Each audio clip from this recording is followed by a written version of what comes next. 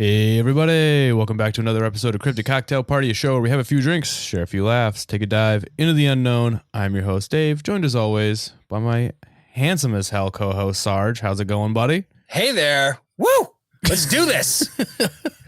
I'm surprised you had a woo in you. I know you're not feeling I did well, have a so, woo in me. That's all right. I'm energized by cryptids inside me. Well, it's unfortunate because this is not about cryptid. Actually, maybe it is. I don't want to spoil it. We'll get into it. But anyways, Okay. how you doing, bud? Not too bad. Not too bad. Just enjoying the lovely weather in New England. And grateful that planes aren't falling in my neighborhood as they were in yours. Bro, That video was wild. Yeah, all the videos are wild. Also, it's a super tragic story. I don't know if you heard like the It's actual horrible. Yeah. It's absolutely horrible. Like I'm not trying to like shit on it. No, I just no. watched the video. But it's And the plane fell out of the sky, and that's what blew my mind. it's wild because like so I was driving. It happened probably like 5 minutes before I got onto the highway. Because as I was going down 95 south to head home, 95 north was just all emergency vehicles. Like they were fucking gunning down. And I was like, what the fuck is going on here? And I get home. Whenever I see something like that, when I park my car, I'll Google like Philadelphia breaking news just to see what's going on. I was not expecting a fucking plane to crash on Roosevelt Boulevard. Like that is bananas. Yeah, it's so wild. It's such a rare occurrence for a plane to just like lawn dart into somebody's neighborhood. That's fucking awful. And it's even worse because it was like a bunch of kids, right? So it was it was a medical transport. It was a child from Mexico flew to Shriners to get like surgery, like some sort of operation or something done. Oh, got it. Okay. And it was like the kid and the family members, like the mom and stuff like that, flying back to Mexico after getting treatment, and they fucking crashed. But the worst part about it, I mean, that's pretty fucking fucked up, is that literally within hours, I went on Twitter for some fucking reason. I don't know why. Yep. I need to stop doing it. Already conspiracy theories. And it's like, of course. what was this flash in the sky? What that explosion doesn't look like how a plane explodes. It's like, what the dude, you don't fucking know. Like, get out of here. Like, How often do you see planes explode, you fucking idiots? oh, someone was like, why is there no debris? And then someone was like, it took 5 seconds for me to find a picture of debris. They're like, well, why is there no soot on it? And they're like, well, because fuel when it burns doesn't create soot. That's not how, and also it was falling from the sky. Like, yeah, and it exploded fast enough probably that it jettisoned quite a bit of that debris before it all caught fire. Yeah, also, I love conspiracies, but these ones are not fun, and everyone needs to fucking just take a minute and think. Critical thinking skills are not... these people. Yeah, it's all dumb, but I will say it's a bad time to be flying, because I guess this is like, within the past month, this is like the 4th or 5th plane crash. Like a fucking F-16 fell out of the sky in Alaska or some shit like that. Yeah, it's really bad timing right now. Yeah, it's only going to get better. And I'm not even going to touch on the political implications. It's just fucking awful that so many of these horrible accidents have happened. And my first concern was like, oh shit, did this land on Dave? No, it was in Northeast Philly. That's why I reached out to you so quickly. Yeah, no, luckily I it wasn't anywhere near it. But dude, it was sirens all night. Like, it was wild. Oh yeah. No doubt. Shit like that doesn't happen in Philly. The worst we get is people climbing up greased poles and then falling and dying. Like, that's what happens in Philly. You know what I mean? I mean, I worry because there's an airport right near my house, and there's small planes that are always flying overhead. Yeah. And then there's Gillette Stadium not too far from me. So there's always helicopters going to the stadium because Bob Kraft doesn't drive, apparently. First of all, if I was Bob Kraft, I wouldn't either. Like, if I was Bob Kraft. Yeah, no, I wouldn't either. The traffic on 95 is a disaster across the nation. So across the East Coast. So I don't blame him, but his helicopter always flies over my house. And I'm always like, Jesus Christ, those things... They literally just fall out of the sky. So I don't want that to happen in my backyard. I've seen Black Hawk Down. It just happens sometimes. Well, I believe rockets were involved in that situation, but okay. Whatever. On a lighter note, I went to the eye doctor just real quick. I went to the eye doctor for the first time in like 20 years. and Nice. everything was going good. And they did the thing like the 1 or 2, 3 or 4, like that whole thing. And at the end of it, she goes, "You are like right on the cusp of not being allowed to drive legally without glasses." Whoops. So once within a few weeks, you'll have a new Dave look, which will be glasses and nice. Yeah, it'll be just a fresh new look, but the same great taste, Dave, that you've always. Welcome to the old man club. But I got horn rim glasses because I thought those were fancy. All right, Sarge. Today's episode. There's a lot of talk going around about a certain country overseas that may have meddled in our elections. You know the one I'm talking about. France, Germany, England, Russia, North Korea, Iran. Russia. Okay. Today, Sarge, we are going to be heading to the motherland. The motherland. The motherland. I had nothing prepared to say over that. I just thought it was fun to play the cannibalism capital of the world. No, so we're going to be heading to Russia. Yeah. To talk about. I don't know if they're aliens or I don't really know what they are. Or it could just be some Russians really zooted out on crocodile. It could be. But anyways, we're going to head to Lake Baikal. Are you familiar with Lake Baikal? I am not. I have not had the pleasure. Okay, so this is located in southeastern Siberia. Not the pleasure. I don't know why that got me. Maybe one day. Before we real quick, today's episode is a topic that I touched on briefly like 2 years ago. It probably like in like the 4th episode I ever did. I did like a small little brief breakdown of it, and I promised that I was going to do a full episode on it. So now we're going to. So anyways, we're going to Lake Baikal. It is located in southeastern Siberia near the Mongolian border. Oh, now the thing about Lake Baikal is that it's not just the deepest lake, it's also one of the oldest, with a history spanning over 25 million years, holding nearly a quarter of the Earth's fresh water. Oh, shit. Yeah, it's the world's deepest and oldest lake. See, now I want to go to it. This makes me actually, like before I was kidding, but now I do kind of want to see it. It's pretty sick. It plunges to depths of over 5,000 feet and harbors numerous unique species that are found nowhere else in the world. It's pretty much like the Russian version of like Galapagos, if that makes sense. How there's only the specific Very cool. species. Yeah. Some of these creatures include the Baikal Nerpa seal. It's the only freshwater seal species in the world, and it remains a biological mystery. Like no one even knows how they fucking got there, because Siberia is pretty landlocked. It's in the middle of fucking nowhere. You know what I mean? Yeah. Well, I mean, Russia's kind of famously doesn't have many ports. Yeah. The lake is also home to the bizarre Galama fish. I think I pronounced that right. I don't know. Fine. It's a nightmare. It's a translucent scaleless species composed mostly of fat. And there's also the legendary Baikal sturgeon, which grows to enormous sizes. It's like one of those things where like it's been untouched by humanity, and it's so big. It's like a goldfish, basically. The sturgeons just grow to whatever it can take. It doesn't have any predators, and it's in a giant lake. Yeah, and this may also have inspired local myths of lake monsters. But anyways, beyond like the ecological significance, Lake Baikal has long been the epicenter of eerie, unexplainable phenomena.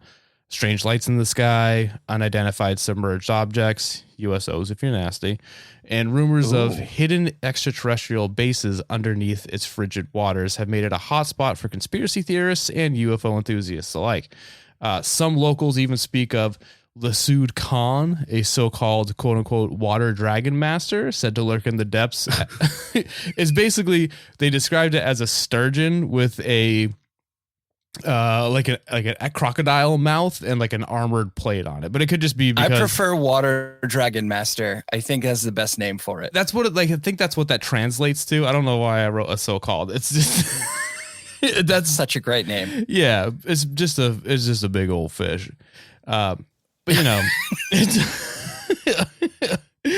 but one of the most baffling encounters, again, because I don't know how to really just like say what it is to come at a Lake Baikal. It's not just big fish. It's a story that sounds like something out of like a science fiction horror film.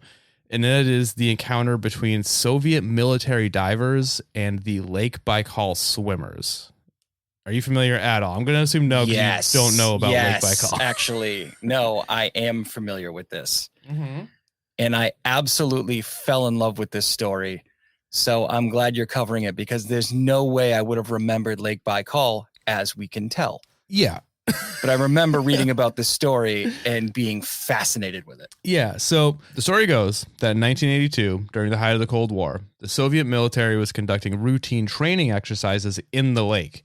Now, the divers were accustomed to tough conditions, as I feel like most Russians usually are, Yeah, they're not a hospitable country, for sure. Like, they just waking up is a miracle. Yeah, and I feel like their military is, I'm not going to say better than ours, but they're definitely tougher, I feel like.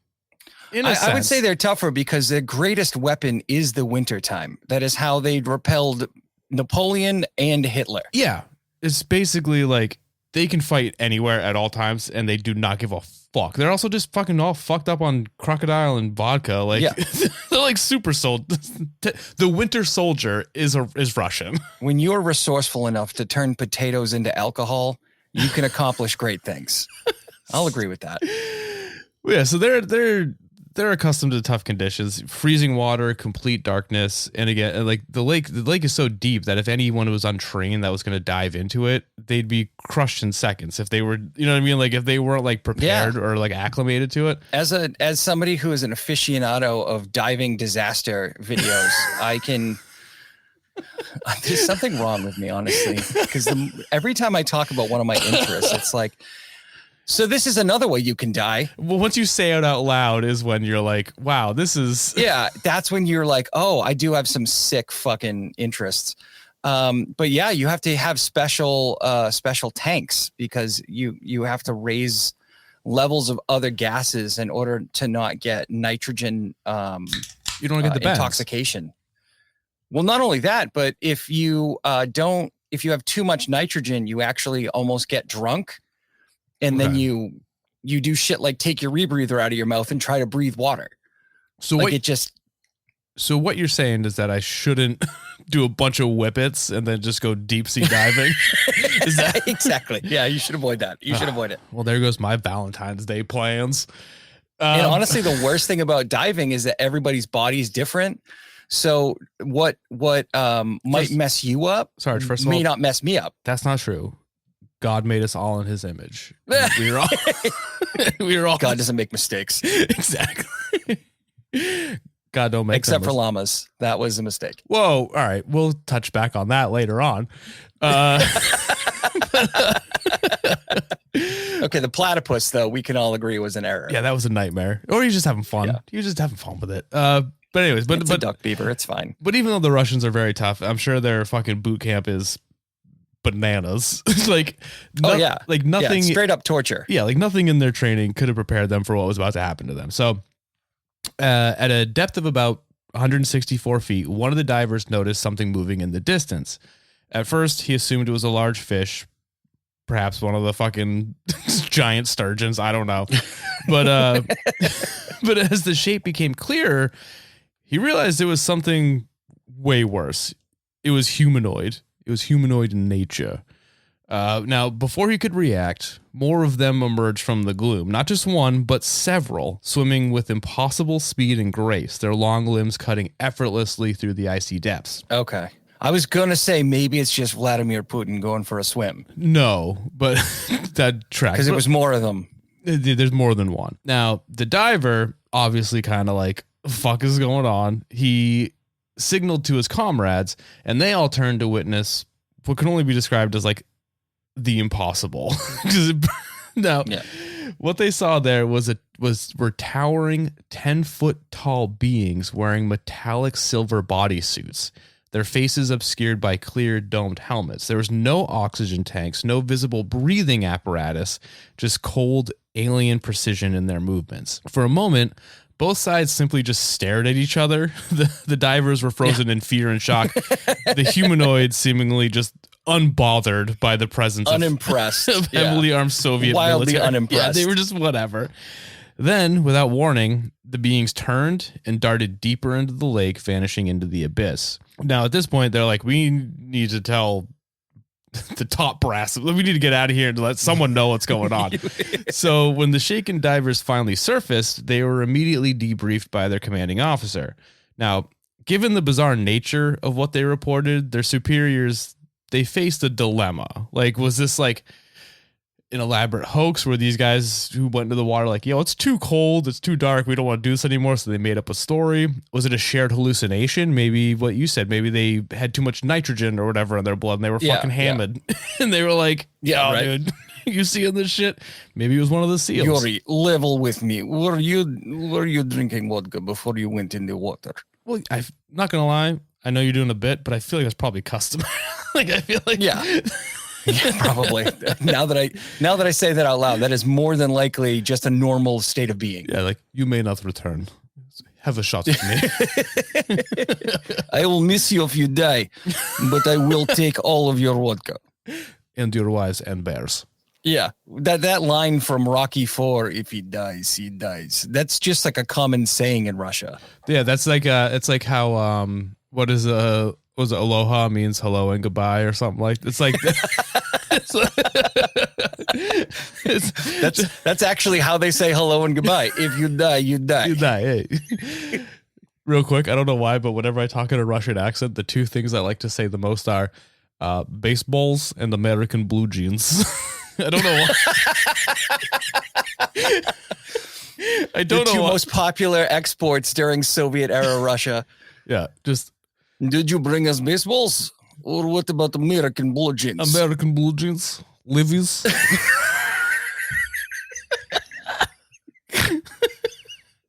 Come on, we're offending every Russian that has ever been a part of this show. I don't care. American blue jeans is the funniest thing to say in Russian. It's so good. You'll go to Gulag for wearing American blue jeans.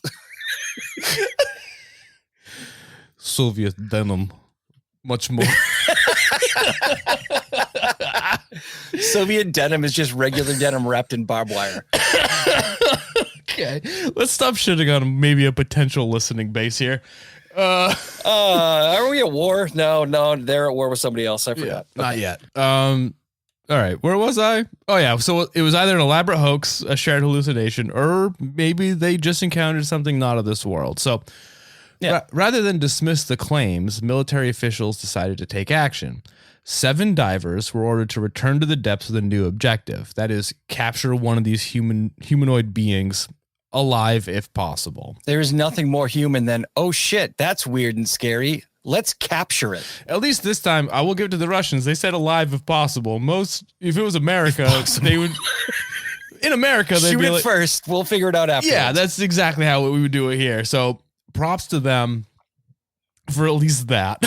Now, descending back into the lake, the team moved with caution. Their oxygen tanks hissed in the silent, frigid water. The deeper they went, the more their surroundings faded into darkness. Then...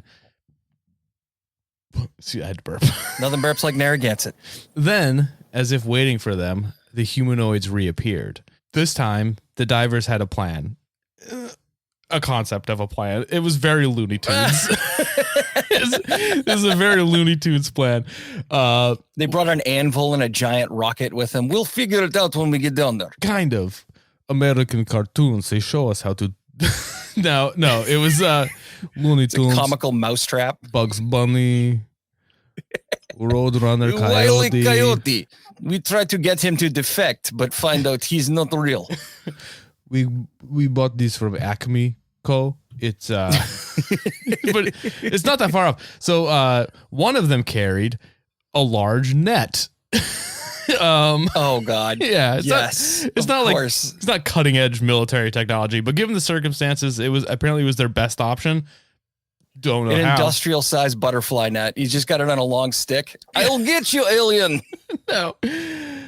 With military precision, the group moved in. But the moment they attempted to ensnare one of the creatures, the atmosphere in the water, I guess the air, I was going to say the air, but the water shifted. Right. Yeah. Now, the humanoids, once seemingly indifferent from the first time they saw them, now reacted with force. Now, without touching them, without making a sound, the beings unleashed an invisible wave of energy, a high-intensity sonar blast.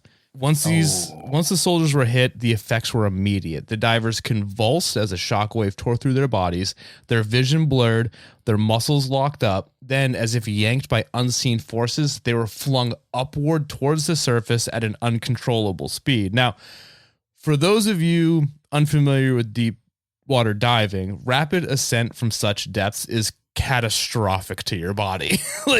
Yeah. The sudden decompression caused by being forcefully expelled from the water can lead to what is commonly known as the bends. It literally makes your blood boil.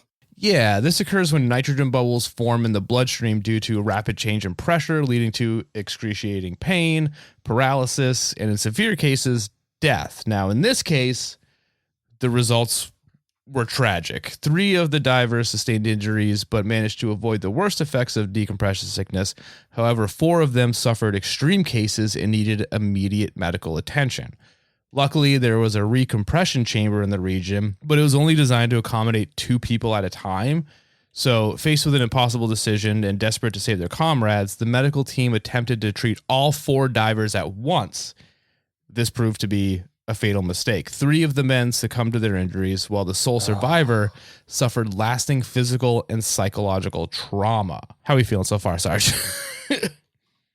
I mean, this just reconfirms that I don't want to swim underwater Ever again? especially in Russia.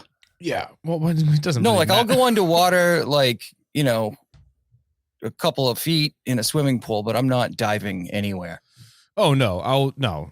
Unless like if I can't see the bottom or see the surface, I'm good. Yeah, I'm You know, done. I don't no need it. thanks. I don't need that shit. Well, in like my I life. read about like decompression when you're coming up and you have to wait. And sometimes they have to wait for fucking hours in the middle of the ocean on a rope. Like, fuck that. You know how bored you'd be? Yeah, I also found that I don't know how true this is. I was watching the show Silo. I don't know if you've ever watched it. 10 out of 10. Highly recommend it. If you have Okay, Apple I'll check it TV, my guy. One of the best shows I've ever seen in a long time. But if you start to get the bends as you're coming up, if you just go back down and chill for a minute, like you said, like it kind of like repurposes everything, I guess. Okay. I don't know how true that is, but hey, that's useful advice maybe from a TV show that you could. Well, yeah, I mean, the whole decompression, like the chambers that they have to put them in, it's essentially doing that. It's just re-exerting the pressure on their body so that they don't die too quickly. Yeah. It like slows everything down so that they can actually survive. So they can die slower. Got it. All right, cool. It's actually, I don't know if any of you, I'm not going to talk about it now, but look up the Byford dolphin incident. That's actually pretty fascinating. Catastrophic recompression. What, did someone ride a dolphin down to the depths and then fucking die? No, it's like a diving bell. Oh. And they brought it up to the surface, and then somebody just decided to open the door like a fucking idiot, and everybody inside got basically liquefied. Fuck yeah. That's, I mean, not fuck yeah. Look it up. It's crazy. It's a crazy story. I said fuck yeah. Like I was like that's tragic, but at the same time, like that's metal as fuck, dude. Like, yeah, well, yeah, it's pretty goddamn metal for sure, but it's also, gnarly. you know, I can't. horrible death. Yeah. No. Following this catastrophic incident, Soviet authorities reportedly shut down any further missions to engage or capture unidentified submerged objects in Lake Baikal, and any official documentation. Any official documentation of the event was classified at the highest levels, and those involved were sworn to secrecy. Now, one of the few public available sources, and this is true, is a 2009 Russia Today report, RT, which briefly mentioned the encounter in the context of Soviet UFO phenomenon. Really? And then a Fox News article later expanded on the story, revealing that, quote, military divers encountered a group of humanoid creatures dressed in silvery suits at a depth of 160 feet, end quote. And according to the report, the divers attempted to capture one of the beings, resulting in a violent response that led to the deaths of 3 crew members during the encounter. This is a real Fox News article that you can look up, and they actually reported on it. Now, I mean, that that almost kind of reduces the legitimacy of the story for me. The fact that they're reporting on an RT, which is a Russian state propaganda outlet, or which one? No, just the fact that Fox News got involved in any story, because I'm just trying to figure out how they managed to blame that on DEI. Honestly. Well, this is what happens when you include aliens in things. Well, if the aliens were illegal, they didn't go through the proper channels to be in that lake. You know they didn't. That's true. That's true. They didn't have their intergalactic passport. Yeah, they must be here in one of them H-1B visas. No, whatever the truth may be, one thing is certain, and that is that Lake Baikal remains one of the most enigmatic and mysterious places on Earth. And perhaps lurking in its frigid depths, the answer to one of humanity's greatest questions, are we alone, awaits discovery. That is the story of the Baikal Swimmers. It's not like a crazy story. I just thought it was a story that's not very well known. I think it's an amazing story. That's really fascinating. I didn't know that RT had reported on it. I had read it on some, Yeah. Well, the RT website. like their report, like their thing, I can't find anywhere, but I found the article that Fox News reported on the RT thing. So I don't know if like RT like got rid of it or something like that. Yeah, it's possible. I mean, Russia's never exactly been transparent when they have weird shit go down. Yeah, they're also not very reliable source of factful information, I feel like.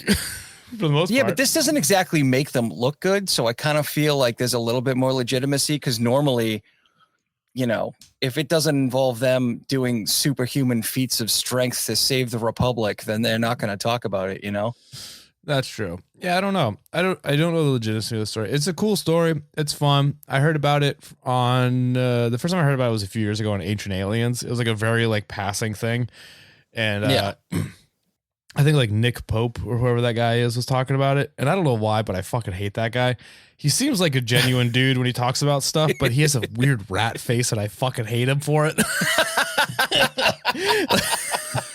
Isn't Nick Pope the British guy who was in charge of Project Blue Book? Probably, dude. Or whatever the British version of it was. I genuinely have not looked into him because ever since the first time I saw him on Ancient Aliens, is like, that dude's a fucking grifter. Fuck that guy. No basis for that accusation whatsoever. Now I need to look his face up.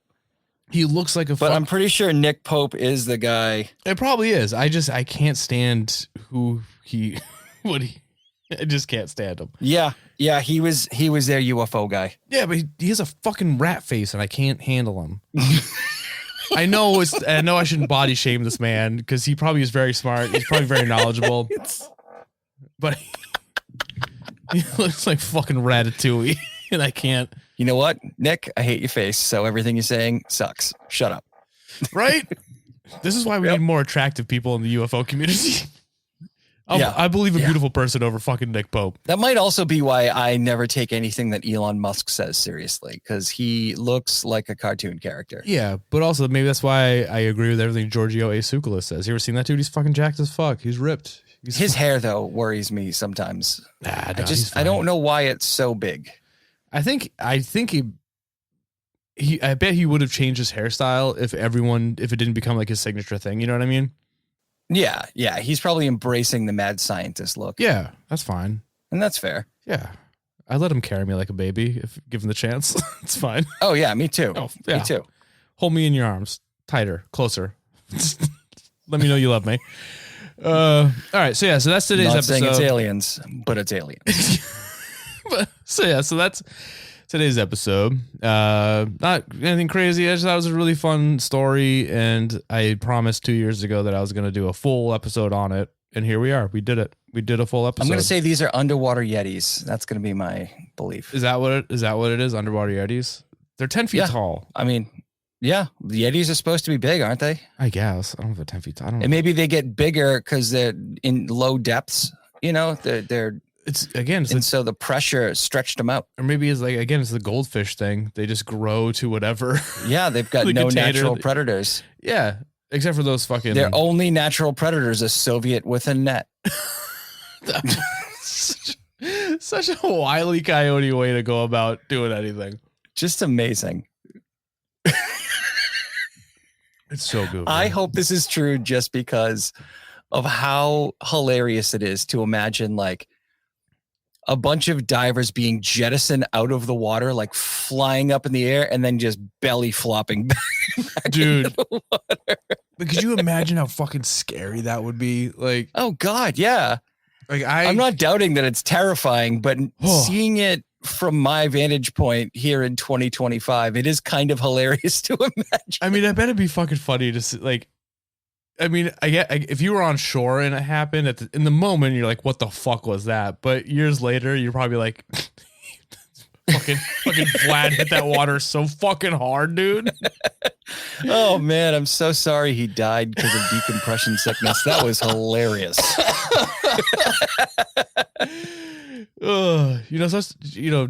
Tragedy over time equals comedy. So exactly, it is what it is. All right, sorry. Is there anything you want to plug before we sign off? I got a few things that I want to say afterwards. So yeah, coloring book, SargeSupernormal.com. $9.99. It's probably worth it. And that's it. Yeah, get the coloring book. Hell yeah. I got 2 shout outs I want to give. One is to my brother-in-law, Zach Elliott, because he just discovered the show and apparently he's been listening every day in his shop. So I hope he hears this in his shop while everyone is around him and he's listening to it. Shout out, Zach. Love you, brother. Sorry I missed your call. Actually, I didn't miss your call. I bitch buttoned you, but I didn't know it was you, so I'm sorry in advance for that. But yeah, thanks so much for listening to the show. Now, leave a rating and review and subscribe to the Patreon. It's $3 a month and or $7 a month, whatever you want to do. The other shout out I want to give is to this band called Killed by a Yeti.